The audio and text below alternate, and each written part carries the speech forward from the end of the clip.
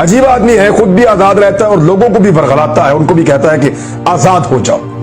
गोरी चमड़ी वालों के काले जूते पॉलिश नहीं कर सकता। कहता है कि मेरे लोगों की जान भी उतनी कीमती है जितनी तुम्हारे लोगों की जान कीमती है।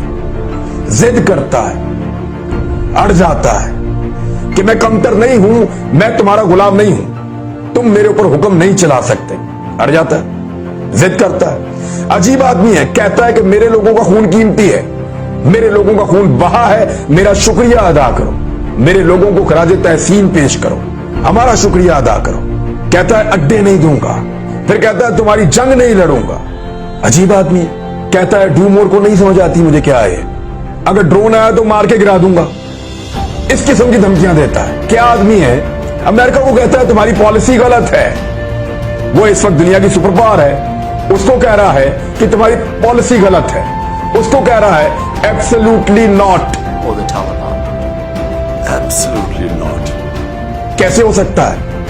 उसकी आंखों में आंखें कैसे डाल सकता है? उसके सामने बैठ के कैसे एतमाद के साथ बात कर सकता है? वहां तो पर्ची चलती है, बैकी बैकी बातें करता है।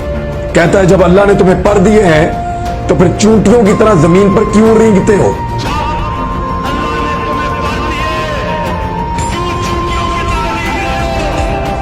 ऐसी अजीब अजीब बातें नौजवानों को पढ़ाता है, उन्हें समझाता है। ये क्या बात हुई कि हम आजाद हैं, जिससे चाहे मिले, जिससे चाहे ना मिले, जिससे चाहे ताल्लुकात बनाए, पाकिस्तान के फैसले पाकिस्तान करेगा। ये कहता है।